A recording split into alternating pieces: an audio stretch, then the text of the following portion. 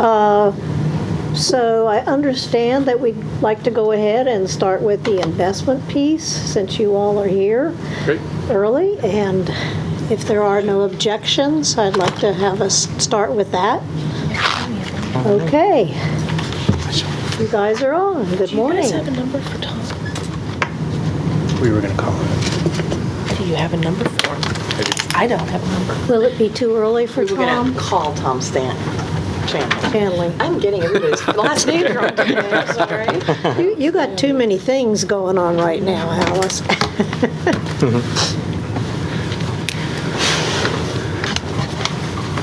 So, 781 619 2580.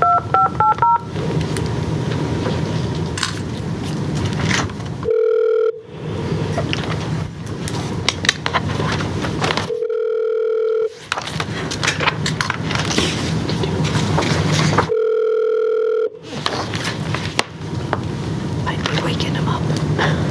Hi, you reached the voicemail of Tom Shanley with John Hancock Retirement Plan Services. I'm sorry I can't take your call right now, but please leave your name, number, and a short message, and I will get back to you as soon as possible. Disconnect or leave You can also try reaching another member of your service. Let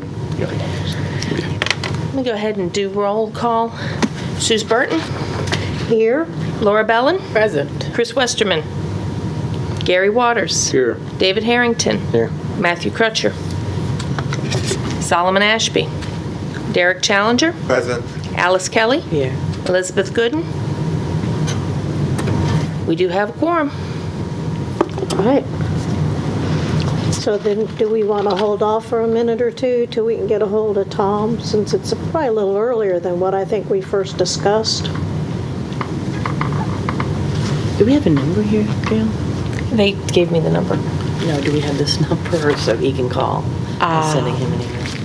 I don't know if there is a number for this one. All right, so let me just say, can we call you? Yeah. We could go ahead and do the minutes. Okay, if we could. Has everybody had a chance to review the minutes? And if so, could I have a motion to approve? I'll make a motion to be approved. Second. Wonderful job. Thank you. All those in favor, please signify by saying aye. Aye. Any opposed? No. Okay. Are we still having the closed meeting? Yes. Okay. Well, we'll put that off, I guess, unless, because we would have to ask them to leave if we were. Which we're happy to do if we're waiting for Tom. That's So, best. so right now, we're waiting to see if we can reach him another way? Yeah. I mean, we can try that first, and then if that doesn't work, then we can go ahead and try to go into the closed meeting after that. Okay.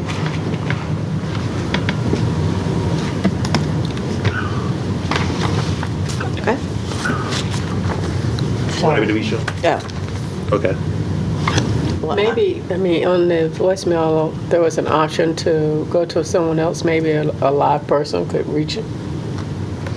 We I can try think redialing. Jim's got another Oh, okay, option. okay. Yes, available. Sorry, I missed the call, so just call again. Okay. That was quick. All right. 781. Oh, hold on. Turn off. Turn off. Okay. 1781. I don't think you have a dial tone. Here you go. Okay. Here you go. 619 2580. Technology.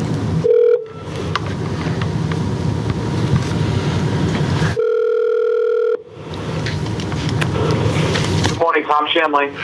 Morning, Tom. This is the retirement board meeting. Thank you. Morning, everyone. Good morning, Tom. Morning. We're a little earlier. We decided to flip the meeting because Ms. Kelly has got another meeting at 9:30, so sorry if we sort of threw you for a loop early. No, I apologize. I had just saw that I missed the call for some reason. My ringer was off. Okay, who wants to start? Tom, good morning. We're going to get started on the investment side. I'm going to begin by going through the economic outlook. So we're going to have committee turn to tab 2, This book. thicker book. The landscape one. I don't have a copy of that one. I didn't give it to you. No, you did not give it to me. All I have is this one. And this one. Look at you. Okay. Oh, there's some over here. Here it is. Here, Okay. let's get I'm Libby's. good. I grabbed Libby's. All right.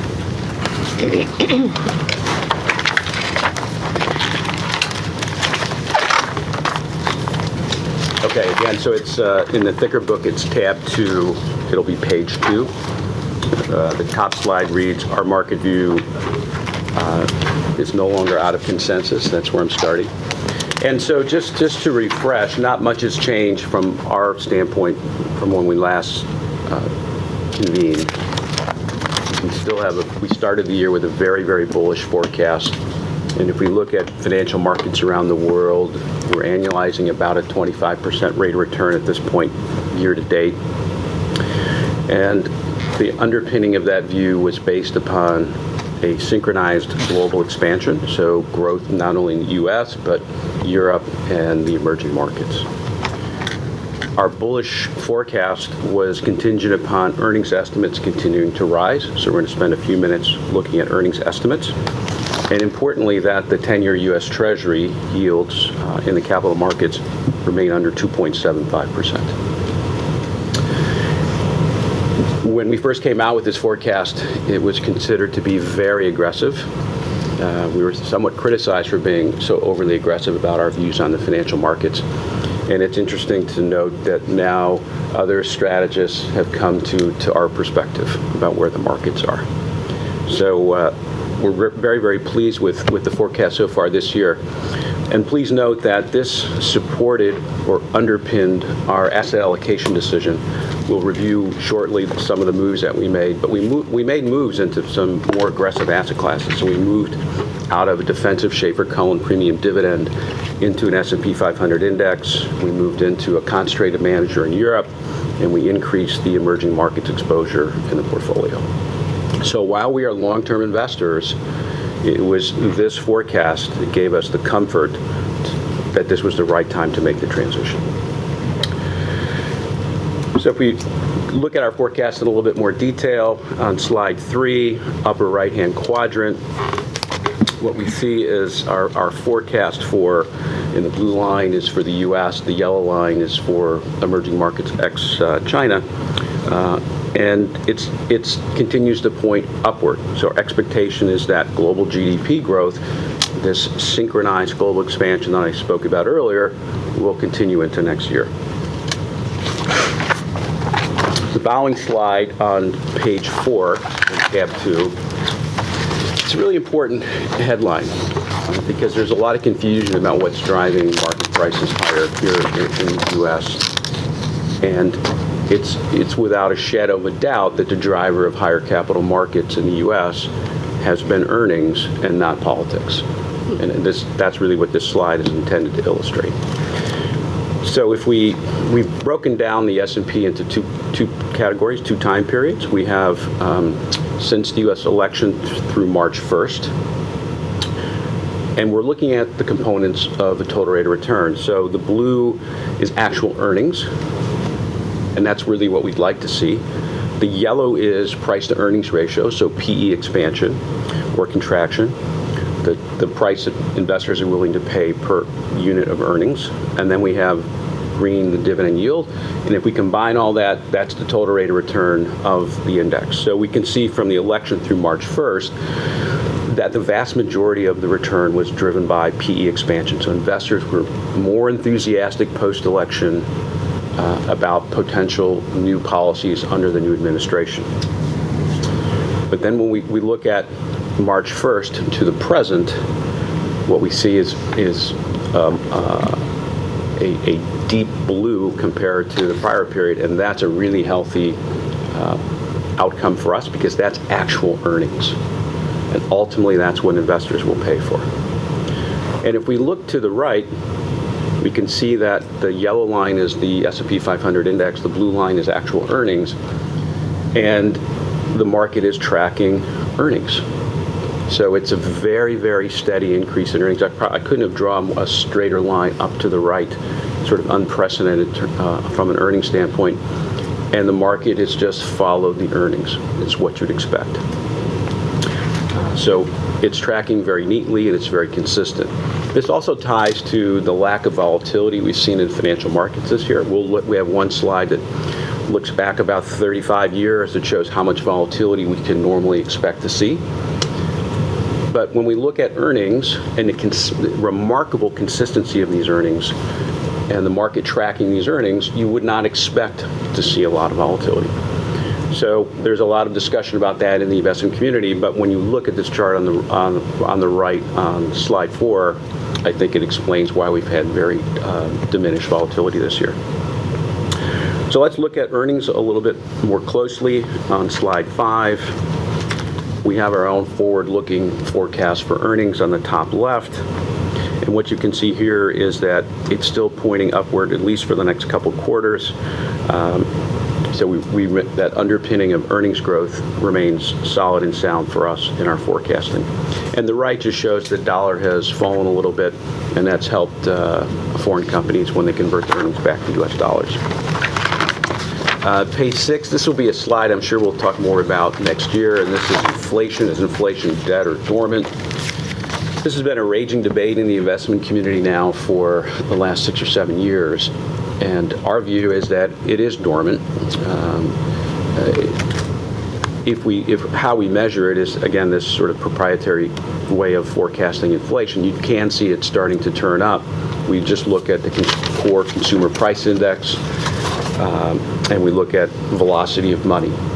And velocity of money means the speed at which money circulates in the U.S. economy. And we look at those two items combined, tells us that we probably see more inflation. We don't expect rampant inflation, but we don't think inflation is dead. On slide 7, on the left, we're looking at the total return of various sectors in the economy since the election. And what you can see here is it's a pro-cyclical leadership. Sectors that do well when the economy is expanding: financial services, technology, materials, and industrials. There has been a period where some of the more defensive stocks sectors have done well. That's since that March 1st pause that I talked about earlier. So information technology, utilities, staples have done well. But we think that is just a very short-term phenomenon. If we look at it, total return since the election, it really is the pro-cyclical sectors that are doing well. On slide 8, this is a valuation of growth stocks versus value stocks. So it's the Russell 1000 growth divided by the Russell 1000 value. So when the line is moving up, what that indicates is that growth stocks are getting more expensive relative to value.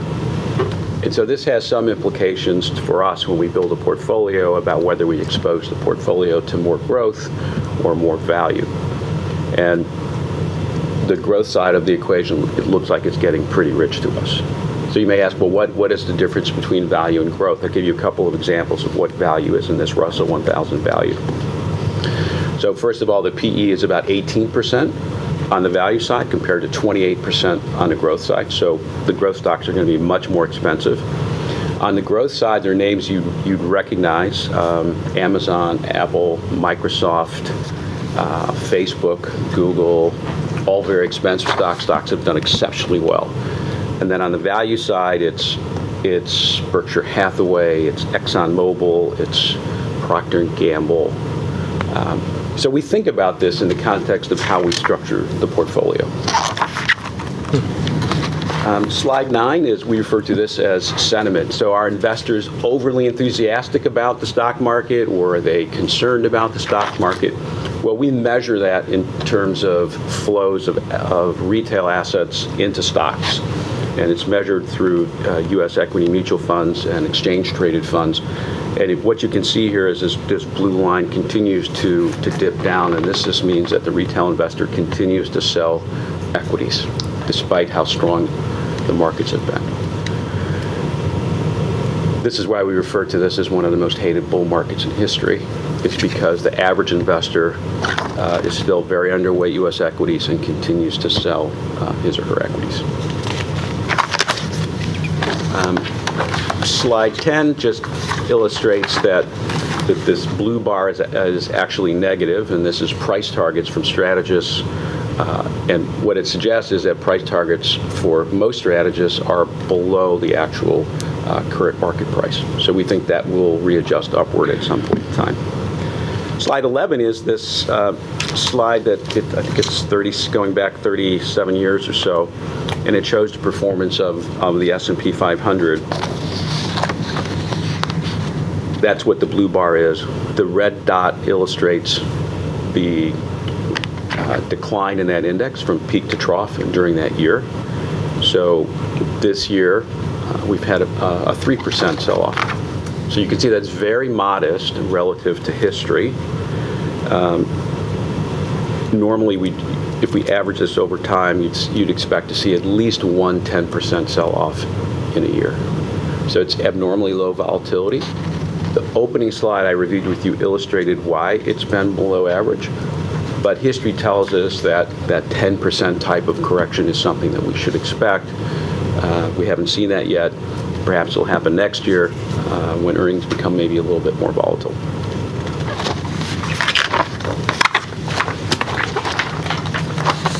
That's our outlook. Unless you have any questions or comments, I'll turn it over to Brian, and he will go through how the capital markets performed for the quarter.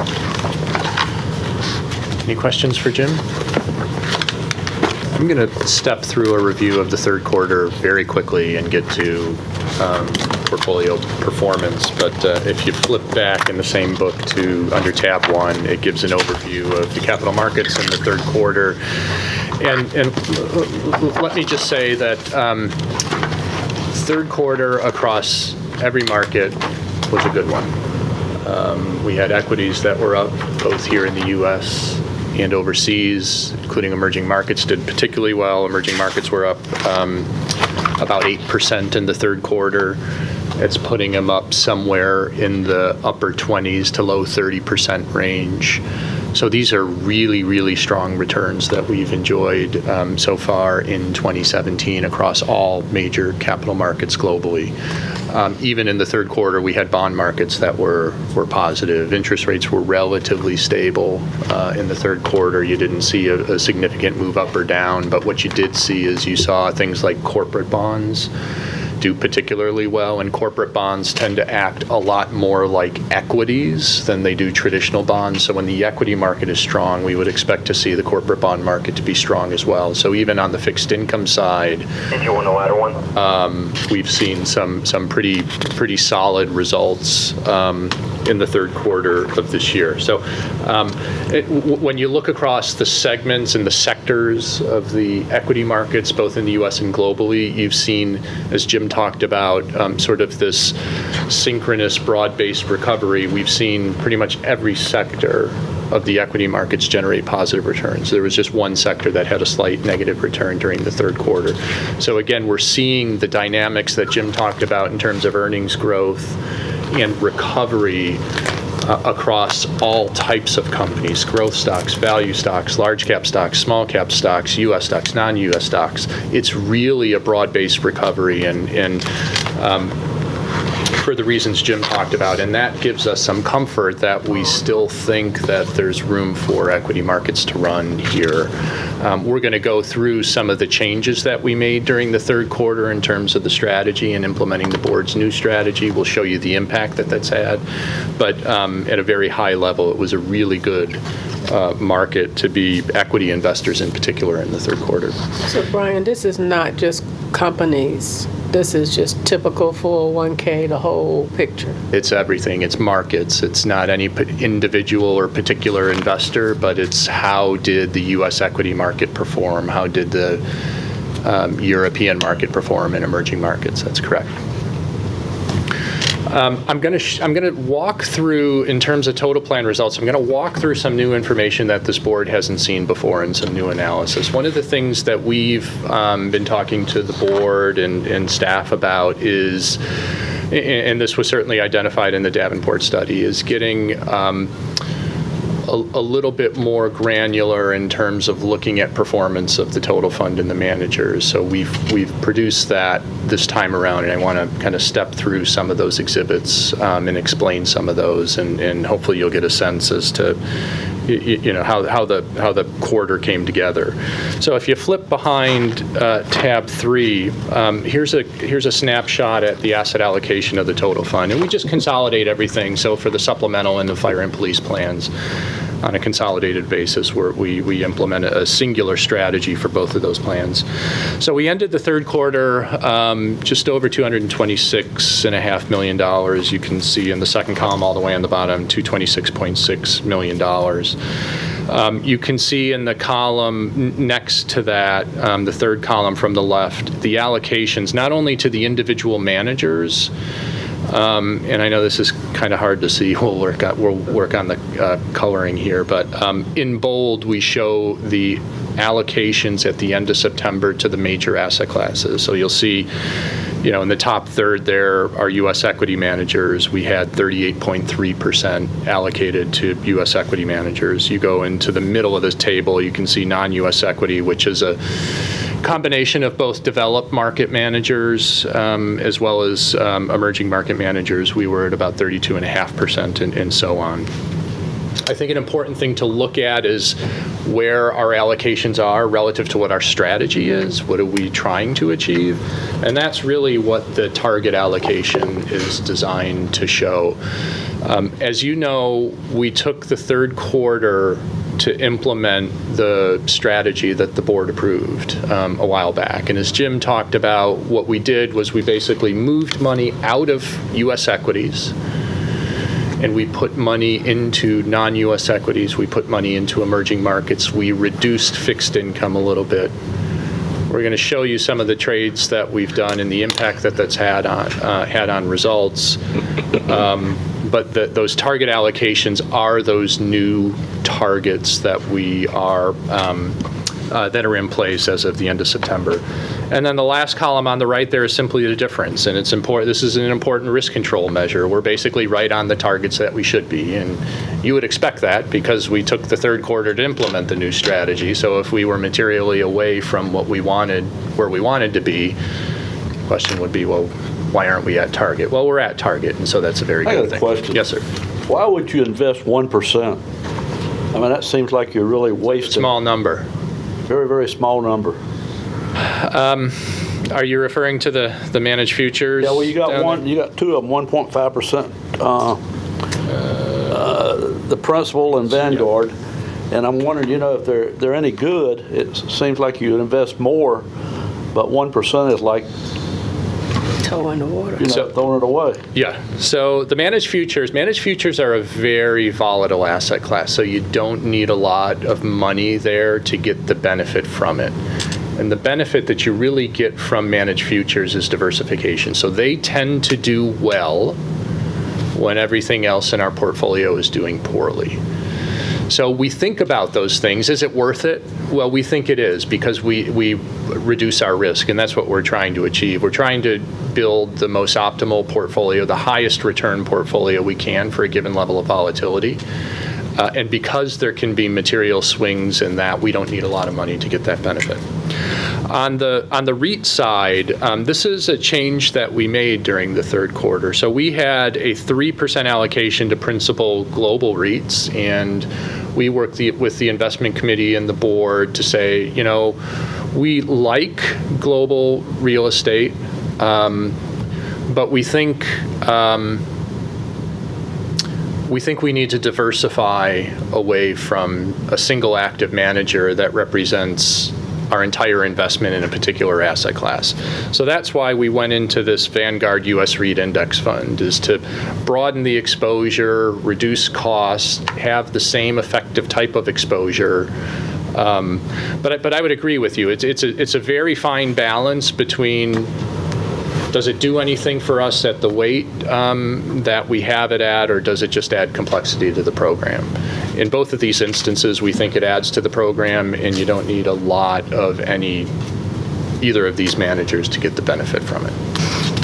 Plus, when you're talking about $226 million, 1.5%, you're still going to be well over $3 million. So, It's still a lot of money to have with a single manager.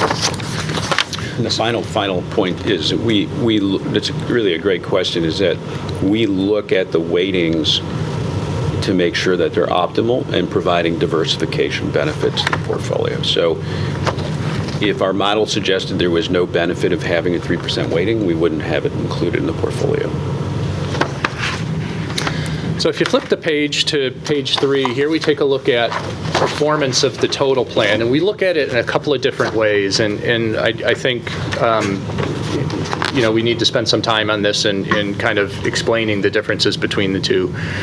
And we take the results, the total fund results, straight from the calculations of John Hancock. So they produce their report. We take the returns from there and produce what you're looking at here. So during the third quarter, our total fund was up almost 3%. It was up 2.9% for the quarter. Year to date, we're up about 9.5%. 3 years, 5.5%, and then 5 years, almost 7.5%. We have individual managers that we allocate money to, and those individual managers have benchmarks. That number below the total fund result that says manager benchmarks is simply a weighted average of the individual manager benchmarks that we use.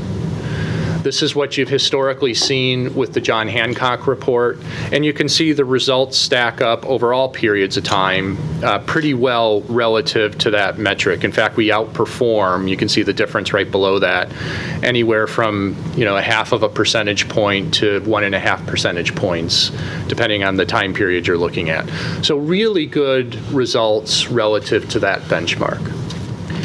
You'll also recall about a year ago, we had some discussion around what we're calling a policy portfolio.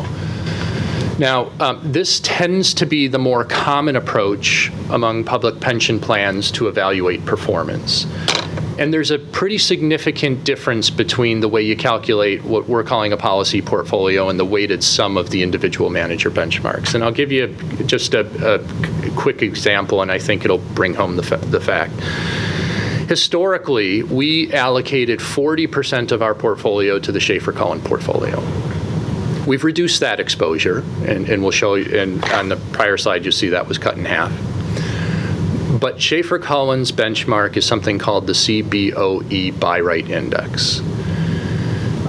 That's an appropriate benchmark for what they're doing. What they do is they build their portfolio in a very defensive way relative to the overall market. So when equity markets are running, like we've seen in 2017, we would expect that portfolio to underperform the broad market because they're structuring the portfolio in a very defensive way. So we need to capture that dynamic in terms of how we think about whether we should be happy with our results or not. And the way we do that is to say, instead of for the 40% saying Schaefer-Cohen's benchmark is this CBO, this defensive equity benchmark, what if it was the broad U.S. equity benchmark? We have, as your advisor and you as a board, you have a decision to invest in whoever you want. You don't have to be defensive. And so we want to capture that dynamic. We want to see the difference. Was our strategic decision to invest in a defensive equity portfolio a good thing or not a good thing? And that's what the policy portfolio is designed to show, okay? And you could see under that metric, the results don't look as good. And again, we would expect that because we had 40% of our portfolio in something that didn't keep up with the broad equity index.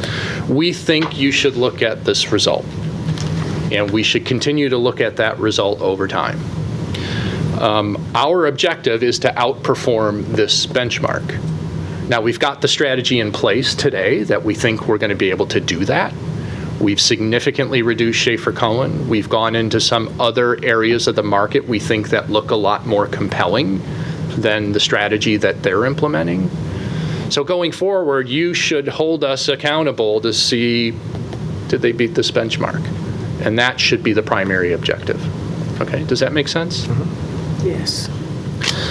So let's talk a little bit about the third quarter and then the year-to-date period, why did we underperform the policy portfolio in both periods by about 0.5 to 1.5 percentage points? So we underperformed in the third quarter, this policy portfolio. And again, keep in mind, we weren't managing to that in the third quarter. We're starting to manage to it now. But I think it's important to look at.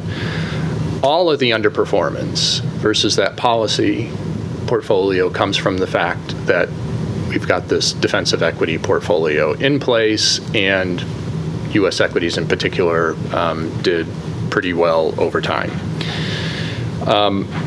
All the other managers we have in place have beaten their respective benchmarks, and we'll step through that. So, we're pretty confident that it's this, decision to be a little bit more defensive in this one portfolio that's causing the underperformance there.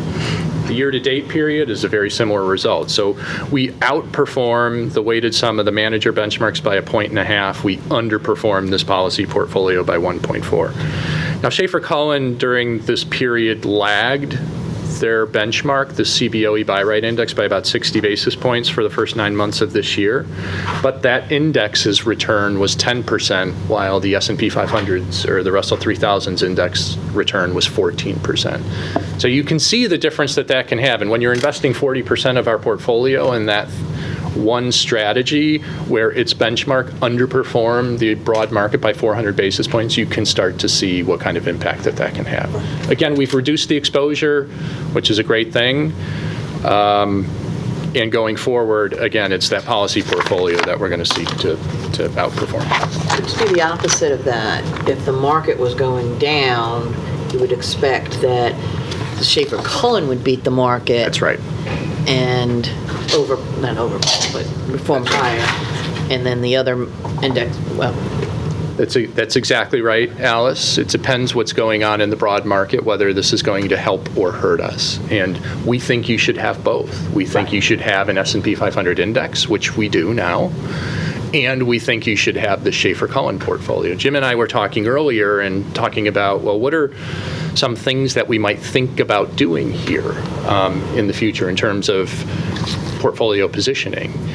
And what I had said was what we'd like to see is potentially some further reduction in the Schaefer-Cullen portfolio to capture this outlook that we have for continued rising equity markets, but still have them in place to be able to toggle it back towards them when our outlook changes. So you can expect to hear from us a recommendation to toggle that exposure a little bit in the future to capitalize on what our outlook is. On page 2. Yes. Where is Schaefer-Cullen? Schaefer-Cullen is the first one at the top. Oh, it's the shading. So we went from the shading. Okay. 40% to 20% of our portfolio. I recall that. Some reason I didn't notice it at the top, but I see it clearly on page 5. So, all right, thank you. So there's a number of charts on page 4 that I want to walk through. The first one on the top left-hand side, and I'm cognizant of time here, but so the way to think about this is this squiggly blue line is the relative performance of the total fund versus that policy portfolio. So over time, and this takes a look over the last, 9 years or so, on a cumulative basis, we've earned 0.9. It's basically 90% of the return of what the policy returned. So we've underperformed over this period we have 10% less money than we could have had we invested in this policy portfolio. You could see trends in it. In some periods, the blue squiggly line is going up, so the slope of that line is positive. In other periods, it's trailing down. Anytime the line is trending up, that means over that distinct period of time, our portfolio has done better than the policy portfolio. And when it's going down, it has underperformed. Over that entire period, as I mentioned, we're about 90% of the return of the policy portfolio. We would expect, given that we're managing to that now, that line to start turning upward. Right next to that is a risk return chart. So over the last 5 years, on the vertical axis is the annualized return of our total fund. You can see that there. And then risk, the volatility, how much risk we experienced in generating that return. We compare that to this policy portfolio, which shows the risk and return characteristics, and then treasury bills, which are that big blue diamond all the way on the bottom left-hand side of this chart. The line drawn between treasury bills and the policy portfolio would be indicative of adequate return for the risk that was experienced. And we're basically right on that line.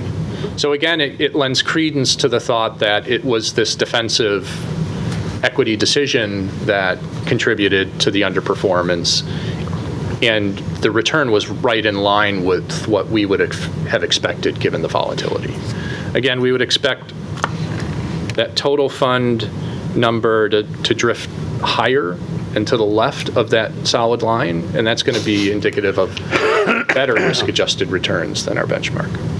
So we took less risk, and therefore we got less return than the policy portfolio. That's exactly right. And there was very good reason to take less risk, right? Remember where we were in 2013 before the pension obligation bonds were issued.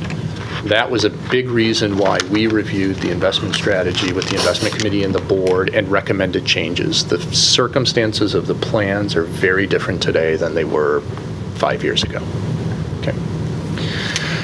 Quarterly relative returns on the bottom left here, it's just the ones in red, that means we underperformed in that quarter. The ones in blue, it means we outperformed in that quarter. Again, these are really, the historical numbers are going to follow whether equities were strong or weak, and we were going to outperform if equities were weak because we were more defensive. We were going to underperform when equities were strong because we were more defensive. Let me apologize for the last chart because you can't really see it. When I looked at this on my screen the other day, the bars were blue, so I don't know. I'm not sure how we got yellow bars here, but whatever. So over the last 9 months, 3 years, 5 years, this is a universe of the returns earned by other public retirement systems. That blue dot is our fund. You can't see it. There's another yellow bar that would encompass our point on the graph. But over each of these periods, we rank in the bottom quartile of returns earned by other public retirement systems. And when you say public retirement systems, are you meaning municipalities, or are you including state? It's PRS, everything. Okay. It's a larger ones. It's a universe of 300 different plans around the country. They all have very different asset allocation strategies. Some invest in alternative investments, some have more in bonds, et cetera. We think it's important to look at this, but it's not the primary objective that we're managing to. It's great if we could rank well in the distribution. We can pat ourselves on the back and saying, hey, relative to our peers, we're doing well. But that's really a secondary objective. The primary objective we have is to beat that policy index, that policy portfolio. Okay?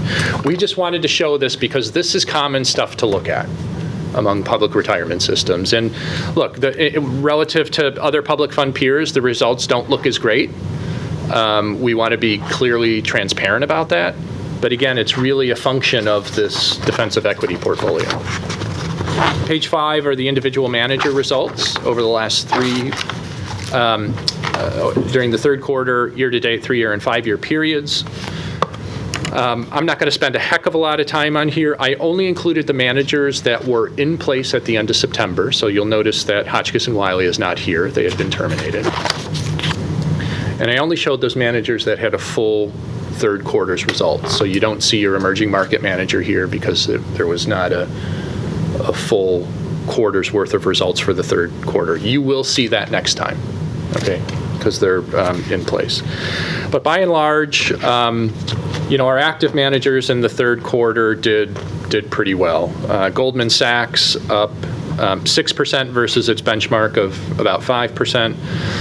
The Euro Pacific Growth Fund, this is a developed markets and a little bit of emerging markets equity portfolio, it did particularly well, up almost 7% during the quarter.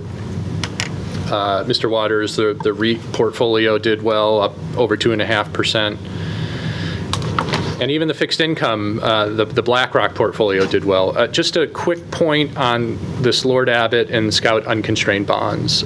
We would have expected them to underperform because they have a particular role in the portfolio, and their role is to reduce the risk of BlackRock.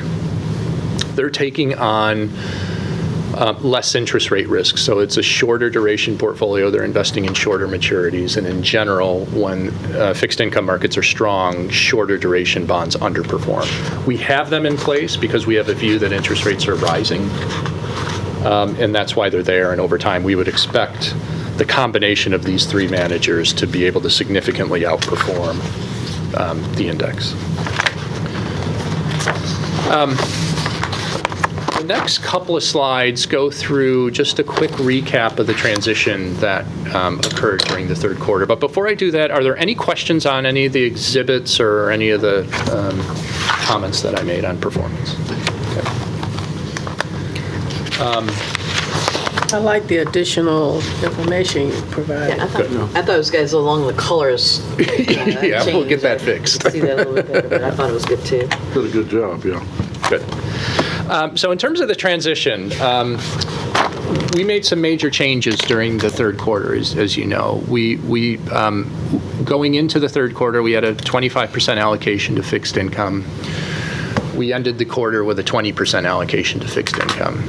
We had 40% in the Schaefer-Cullen portfolio at the beginning of the quarter. We ended the quarter at about 20%. So we made some fairly significant moves and shifts in our exposure.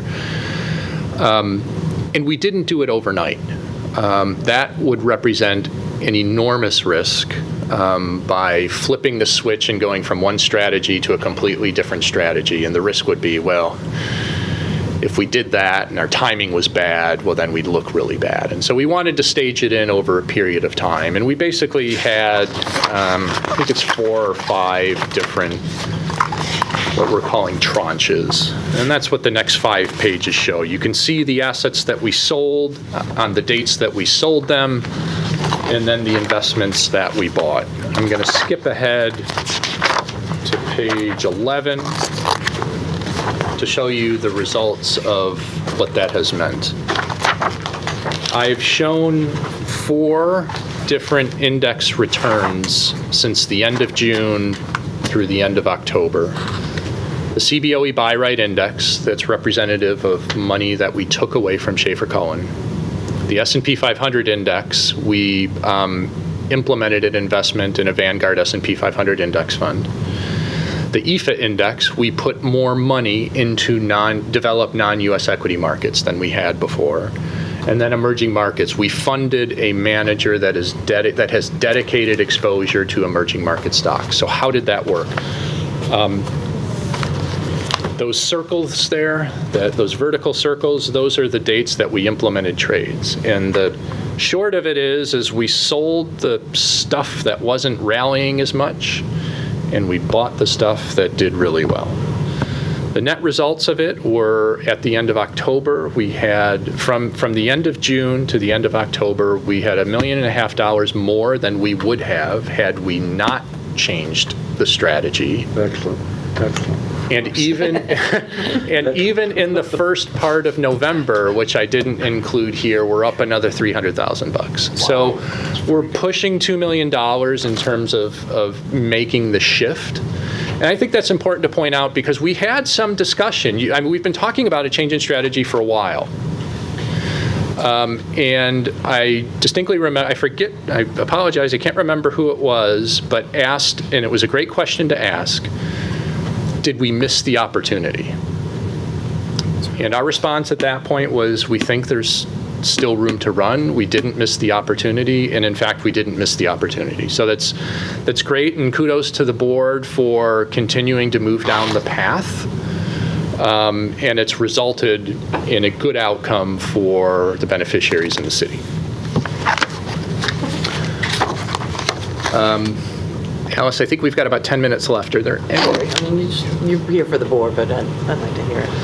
In the interest of time, there's one action item that we need, and given that there's a quorum, I think I'll do this now, and then I'll come back to some of the governance issues.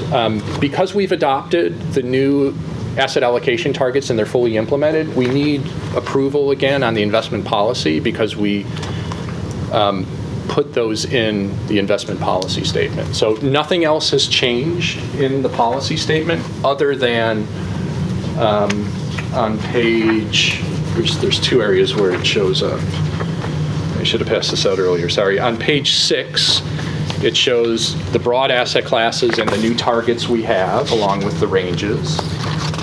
And on page 9, it shows the composition of that policy portfolio. So if it pleases the board and you're comfortable in making a motion to adopt those changes, we would welcome that.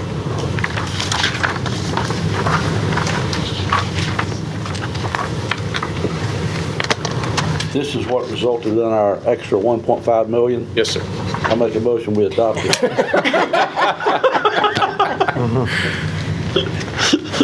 Well, I mean, I can't remember what month it was, but certainly we had discussed this sometime over Yeah. the summer. Yep. So it's just putting in writing what was being discussed. That's right. And then the actual fact of the movement that we made, correct? Yes. Yeah. And nothing else has changed. No language on any of the other information contained in the policy statement has changed. All right, Mr. Waters made a motion. Is there a second? I'll second.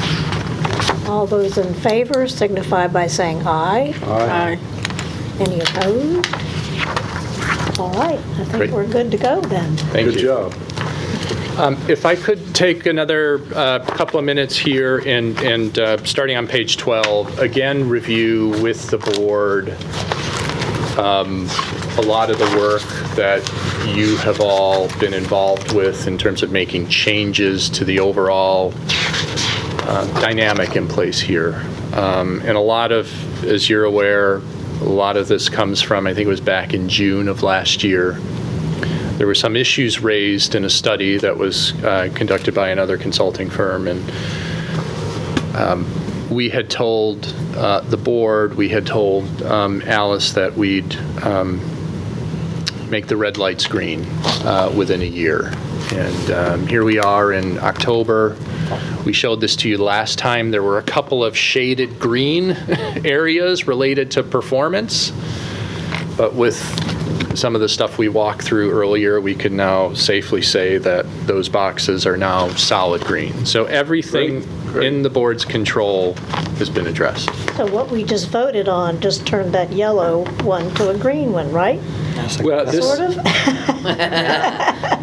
that one's really out of your control. Oh, okay. But the board actually does have the ability to recommend to city council Right. actions for the benefits of the beneficiaries, and keeping in mind the fiduciary responsibility of the trust system to keep Right. the assets going, so people, as they retire, have the benefits, or have the money to pay the benefits.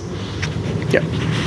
And I think this last time around, Alice, when, I don't know if it was technically a cost of living adjustment that was paid to retirees, or if, how it was It was a classified. supplement. It was a supplement, but it was, Right, supplement. it wasn't paid for by the fund, right? It was paid for Right, it by the was city. right. And so that, This general fund paid a supplement That's to good. retirees. We just did it through the trust fund to get the paychecks Yeah, out, yeah. but it was an in and out yeah.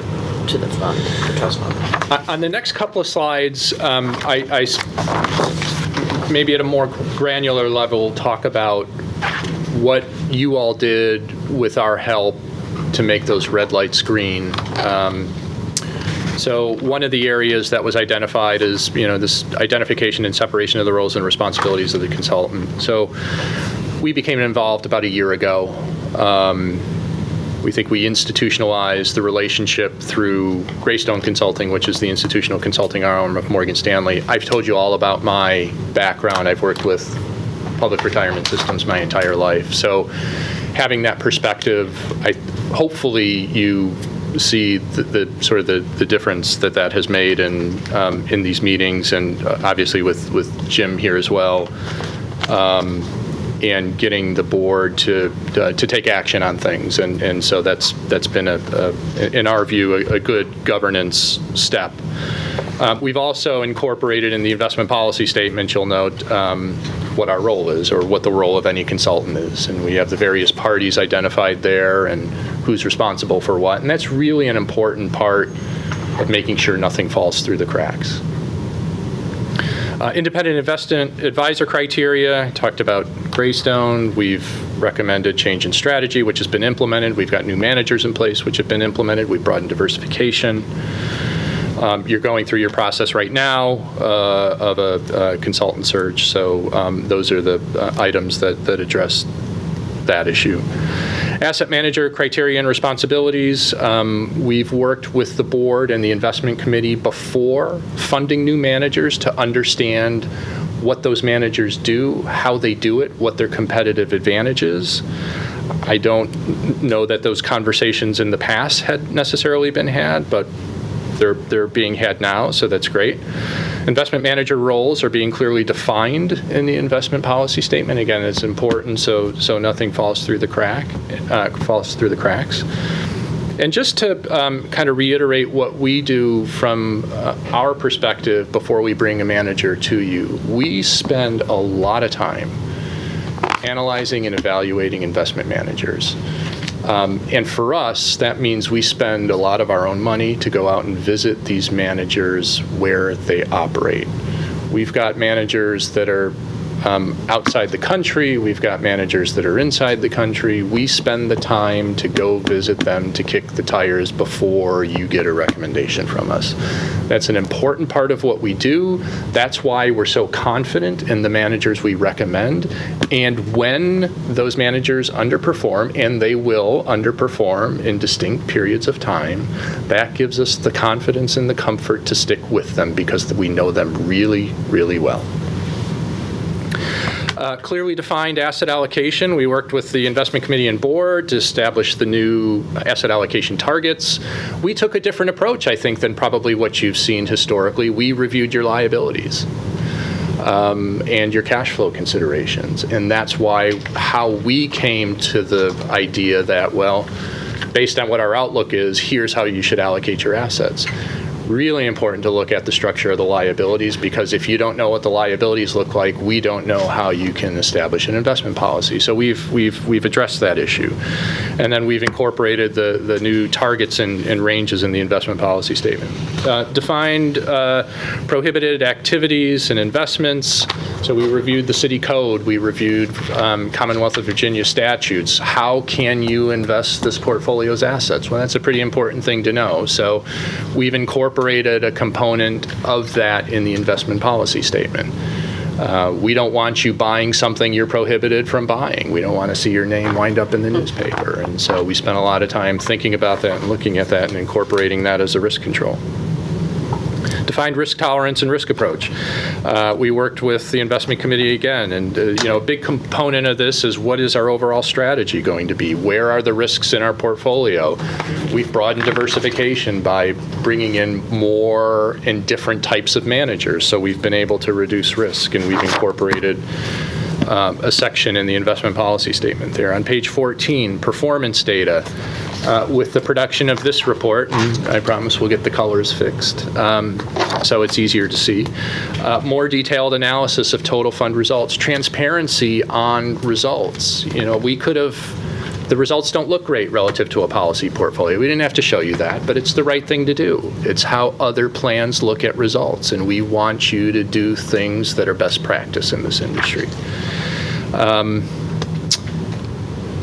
There's a performance section in here. It talks in the investment policy statement. It talks about this policy portfolio as being our primary objective. We talked about other public fund peer analysis. That's the secondary performance objective. It's nice to rank well, and we expect to rank well in that universe because, well, Jim and I think we do a better job than other consultants, but you'll be the judge of that.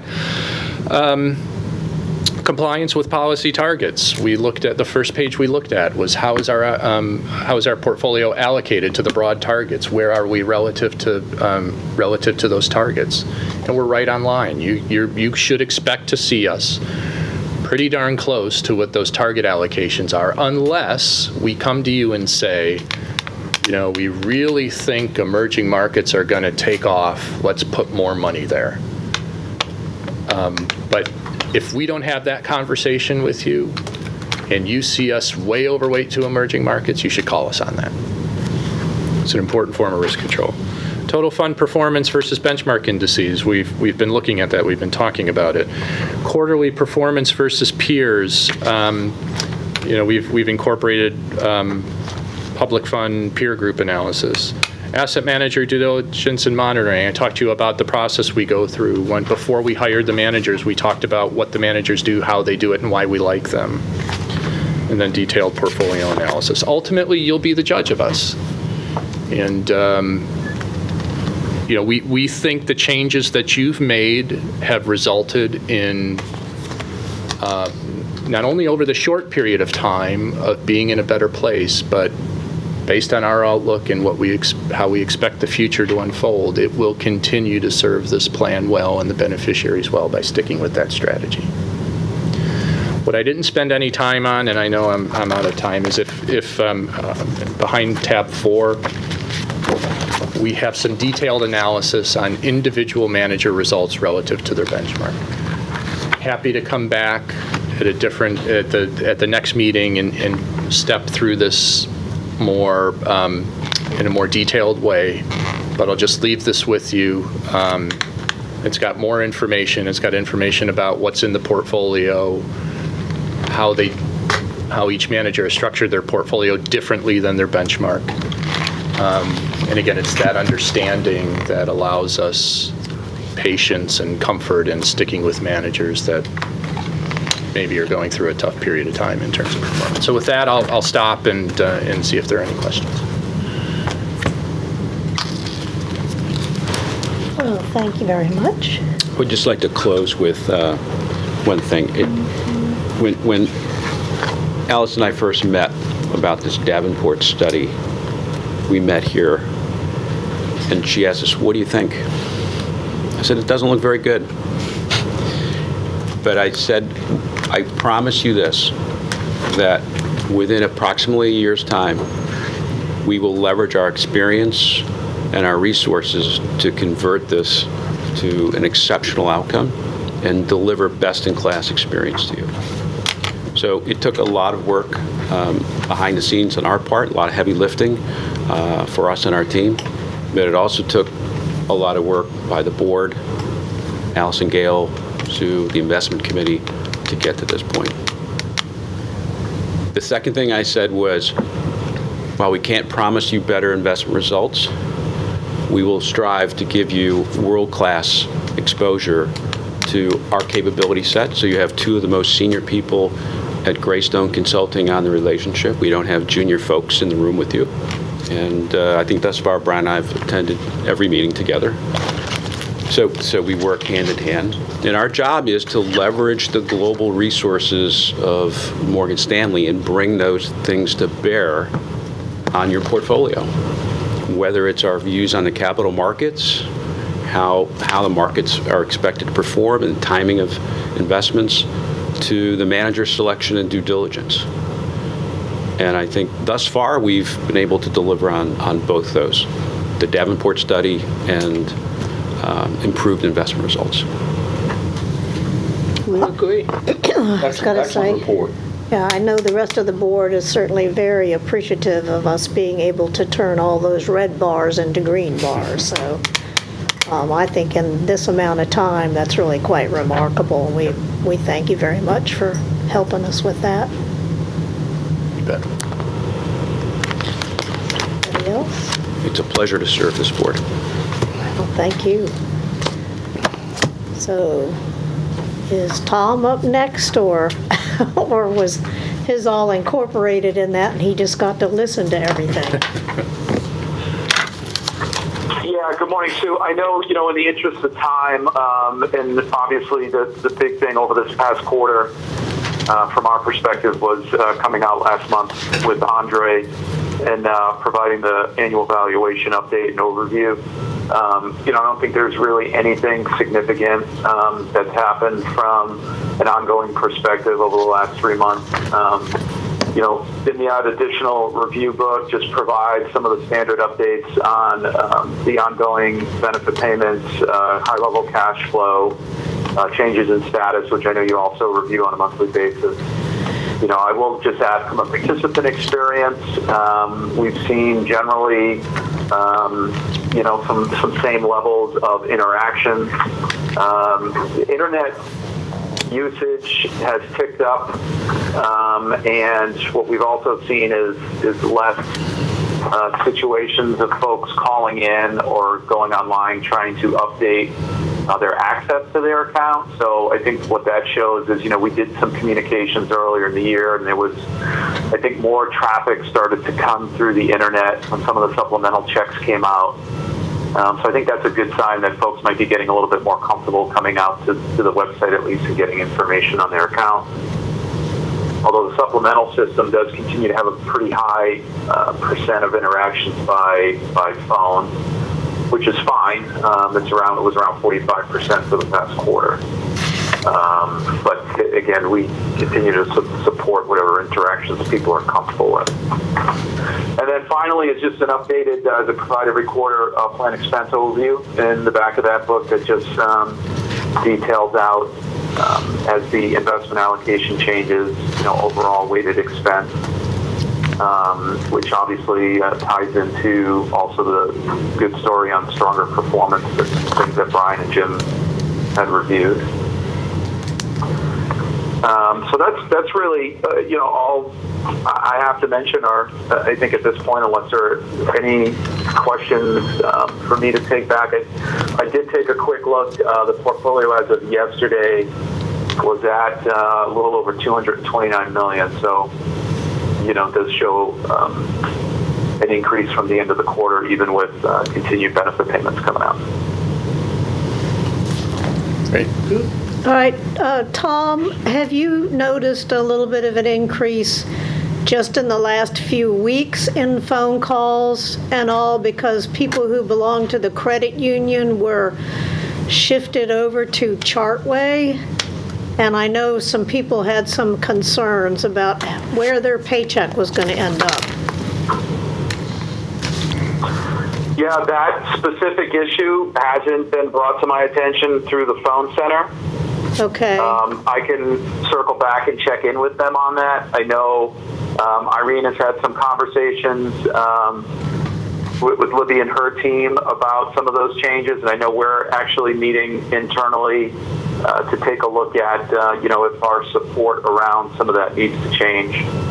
But no, I haven't seen an uptick that's been pointed out from the phone center on that.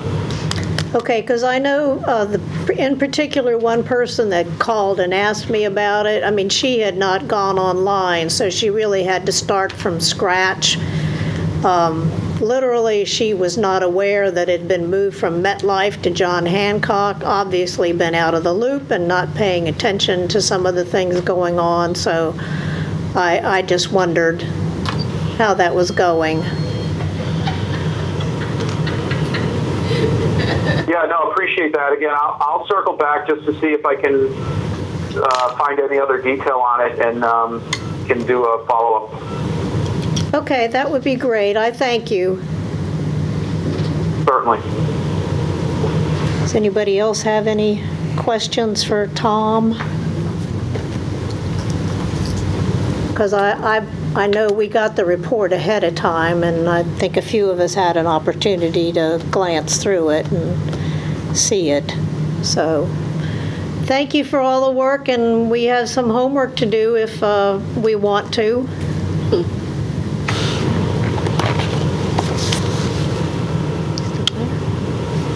Okay. All right. All right, thanks, everyone. Appreciate it. All right, thank you. Bye, Tom.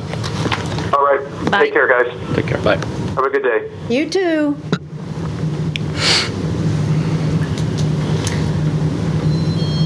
righty then. Are we ready to move into our next phase of our meeting, or was there anything else that we needed to take care of? I just want to say Tom had sent out an email saying that page 14, and he is correct, of the one book did not print out clearly. Okay. He said he sent me pages. I never received them, but I did print out a corrected copy so that page 14, you will want to tuck that one sheet in with it. Okay. Thank you. Yeah, that's in tab 2 of the investment review. Right. And that was the separate. Yep, it's just the one page. Yeah, it got cut off on the top. Yeah, and the sides. Yeah. All right, very good.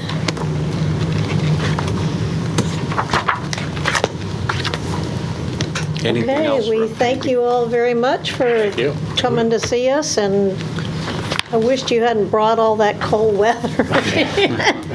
It's following you. It is.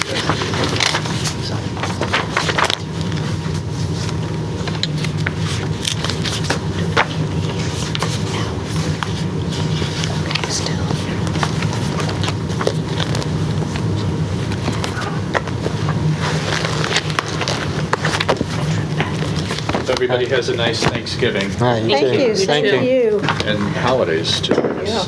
Thanks for the Veterans Day. Thanks for the coffee and the buns, too. Yes. Since there were just 4 of us, and some of us didn't have any of it, I think the finance department is Finance going to department be, does appreciate it. going to be the recipient. Free lunch. I'll take one to go. You Bye-bye. guys have a safe trip. Thank you. All right, Derek, are you going to read the, Yes, ma'am. okay, we need, I move to go into closed meeting as allowed by Virginia Code 2.2-3712 pursuant to the applicable exemption, Virginia Code subsection 2.2-3705.1 and 2.2-3711A1 for the purpose of discussion of personnel records containing information concerning identifiable individuals as it relates to eligibility for retirement benefits. I need someone to adopt that particular motion. I adopt it. And a second? Second. And the vote? I believe we are ready now to go to Roman numeral 5, applications for retirement. We have 2 people that have applied for retirement effective January 1st of 2018. Dorothy Carney from the Public Retirement System. Steve Brinkley from the Fire and Police System. I don't know if you guys need me to read all of the information there. No, you don't need Thank to. you. There have been no reported deaths. And the active participants as of November 1st, there are 21 active in the Fire and Police and 19 active in the Supplemental. I think you will see 2 deaths in next month's. I happened to notice them in the paper. All right. Recurring business report. After all of that, do we need that? No, we don't do that anymore. It's more for informational purposes versus approval or not. The financial report, year-to-date numbers, began the year at $230,630,954.83. Interest income, $393,876.05. We have had administrative expenses of $64,403.12. We have had return of benefit payments of $8,154.95. We have had recurring benefit payments of $7,476,284.38. Realized gain of $977,222.98. Unrealized gain of $5,164,644.51. You have had a net change of a loss of $996,789.01, leaving you with an ending balance of $229,634,165.82. That was as of the end of September. You have a difference of being higher than where we were as of this date in 2016 by $5,873,700.62. Great, Yep, that's a good thing. real good. All right, we have some unfinished business. Were there any reports on the investment committee and the RFP status? I believe the RFP is still in review. Okay.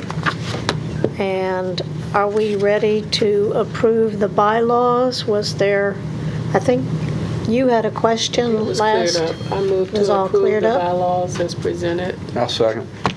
All right, all those in favor signify by saying aye. Aye. Any opposed? Nope. All right, we have some new business. We have an invoice from John Hancock, is that? Several of them, and I attached that not only to the packet that I emailed to you, but also to this one. There are a total of 4. All righty. Do we want to do them individually, or shall we lump them all in one? All in one, and I'll make a motion to be approved. He's faster than I can Moving write.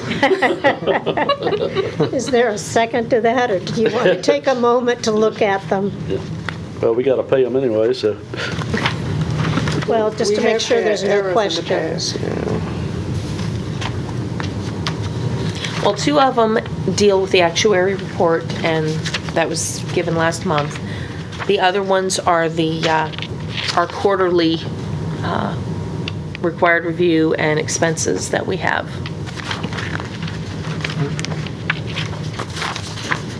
I second. All right. All those in favor, say aye. Aye. No nays. All right. This recommendation to City Council on funding and benefits, I think a lot of that was from our report last month, whether or not there was anything that was brought up that we felt council should be knowledgeable of. I believe Alice is doing a presentation next week. Is that correct, Barbara? Monday.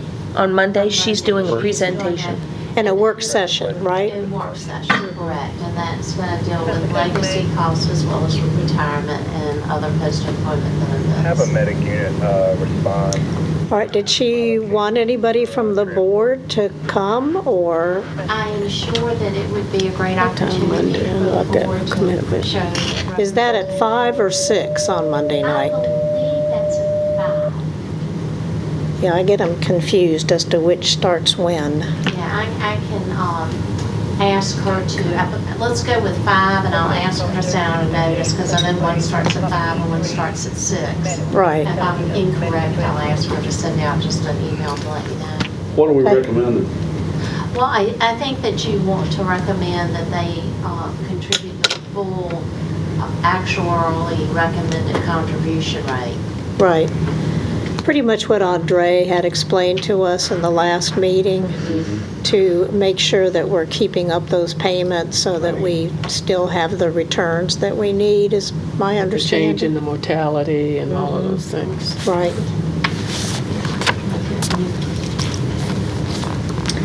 Any other questions? If anybody can come, I think I can come, but, I'm not going to be available, I know. I just checked my calendar. okay. I think I can come, I'm pretty sure. And then we need to schedule a presentation on the audit. We're getting real close to having that done. The auditors have the CAFR and all the results in their hands to review.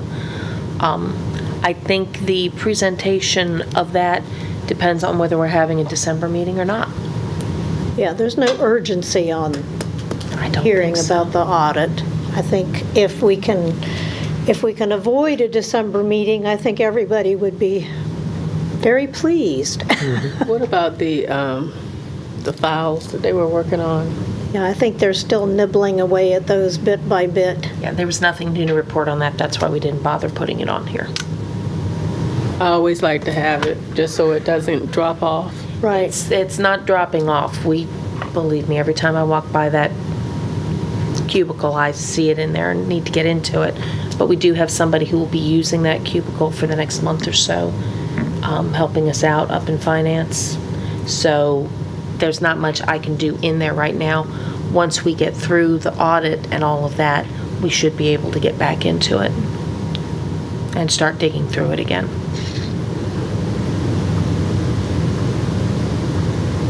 Okay, we've had our quarterly investment review by everybody.